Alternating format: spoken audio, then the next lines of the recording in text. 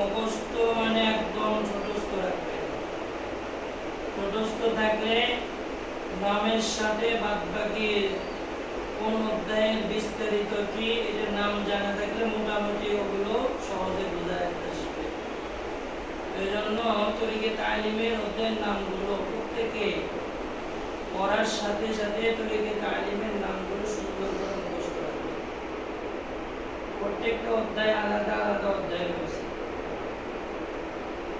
আলাদা আলাদা বাব, আলাদা সবক, এক একটা সবক এক একটা অধ্যায়ের সহযোগী। এই জন্য আমরা পেছনের সবক যার যত বেশি মজবুত হবে, সামনের সবক তার জন্য তত সহজ হবে। মুরব্বীরা বলতেন শুরু যদি মজবুত হয় শেষগুলো কি হবে? মজবুত হবে। এজন্য শুধু এখানে না, আপনি মাদ্রাসায় কোনো প্রতিষ্ঠানে খেদমত করতেছেন, প্রতিষ্ঠানের শুরু থেকে প্রত্যেক বিষয়ের শুরুর সবকগুলো যেন মজবুতের সাথে শেখায়। সবক শিখাবেন অল্প অল্প। ছোট বাচ্চাদেরকে যত মনোযোগের সাথে কাজ করাবেন, মনোযোগী করে আপনি 10 মিনিট পড়াবেন, পড়া হয়ে যাবে। কিন্তু মনোযোগী নাই, আপনি তাদেরকে মনোযোগী করতেছেন না, তাহলে মূলত আপনি শিক্ষকের যেগুলো কৌশল আপনার মধ্যে তা কিছুই নেই। এই জন্য ছোট বাচ্চাদেরকে মনোযোগী করে ক্লাস করানো এটা সবচেয়ে আদর্শ শিক্ষকের কাজ। এই জন্য প্রত্যেকটা সবক যে যত বেশি মনোযোগের মধ্যে নিয়ে আসবে, সবকগুলো সহজের সাথে বুঝতে পারবে। শেষ অধ্যায়ে খুবই মনোযোগ দেন। শেষ অধ্যায়ে যেটা বলা হয়েছে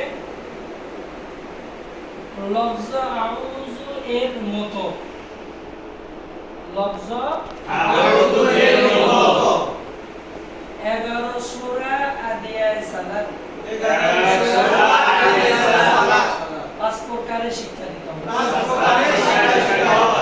কয় প্রকার? 5 প্রকার। এই 5টা প্রকার আপনাদেরকে কোরআন মাজিদের মধ্যে 3টে প্রকার চলে গেছে, আরো 2টা প্রকার কিছু কিছু অধ্যায়ের মধ্যে চলে গেছে, ওইভাবে বলা হয় নাই। 5 প্রকার যেটা কোরআন মাজিদের মধ্যে গেছে, শুরুর যে কথা বলা হয়েছিল সহজ উচ্চারণ কমপক্ষে 10 বার, কঠিন উচ্চারণ কমপক্ষে 20 বার। ওস্তাদের প্রশ্ন ছাত্রদের উচ্চারণ, ওস্তাদের প্রশ্ন ছাত্রদের উচ্চারণ।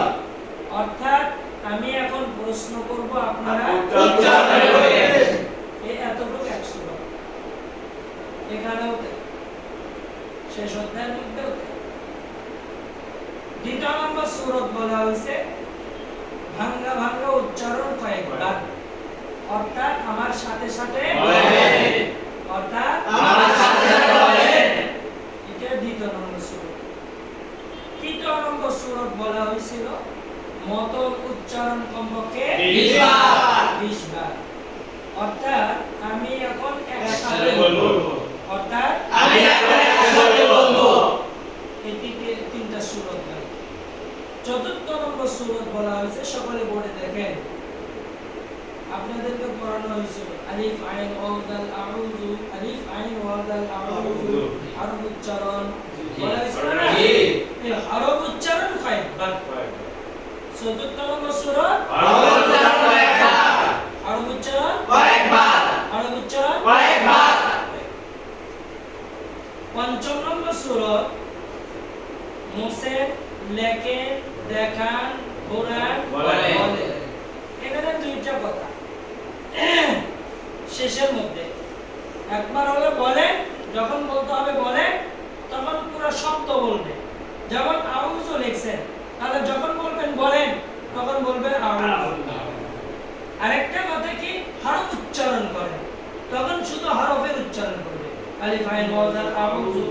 কথা বুঝা গেছে? জি। তো এটা একবার এককটা করবে, বল মুসেন, লেখেন, দেখান, ঘোরান, হরফ উচ্চারণ করেন, হরফ উচ্চারণ করেন। মুসেন আবার লেখেন, দেখান ঘোরান বলেন। দেখান ঘোরান বলেন। তাহলে হরফের উচ্চারণও ক্লিয়ার হবে, শব্দের উচ্চারণও ক্লিয়ার হবে। এই লফজ আউজ এখানে এক শব্দ, এই শব্দটা দিয়ে আপনাকে বোঝানো হবে সেম এর মতো বলা হয়েছে 11টা সূরা এইভাবে শেষ করতে হবে। আদিয়ে সালাত এইভাবে শেষ করতে হবে। কথা বুঝা গেছে? জি। এটা হলো ক্লাস 1 এর একদম কোরআন মাজিদের শেষ সবক। কোরআন মাজিদের শেষ সবক, শেষ সবক।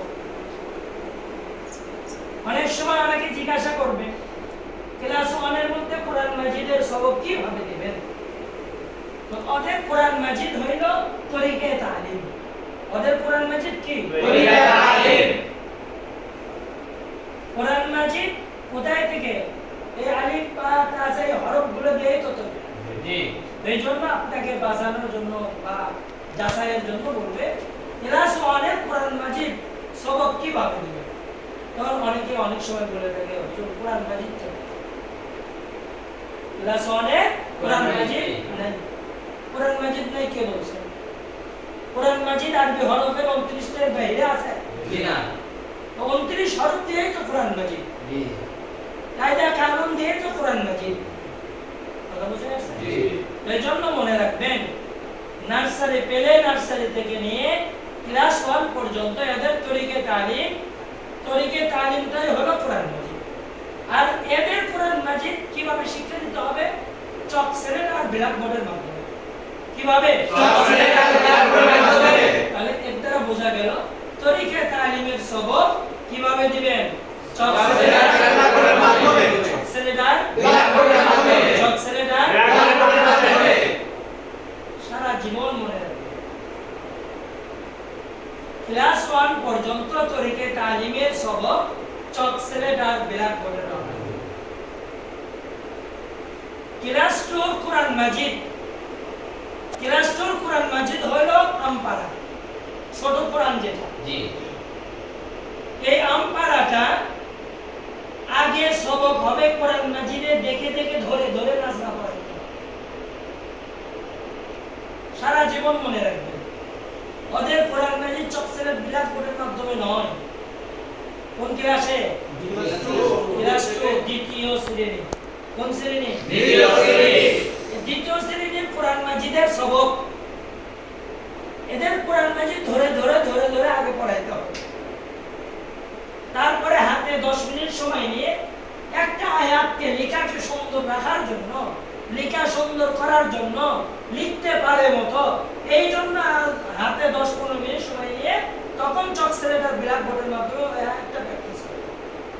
কথা বুঝাইতে পারছি? জি। সেম ক্লাস 3 তৃতীয় শ্রেণী যেটা এদের বড় কোরআন নুরানির মাকসাদটাই ছিল কোরআনকে সামনে নিয়ে কাজ করা। জি। নামাজকে সামনে নিয়ে কাজ করা।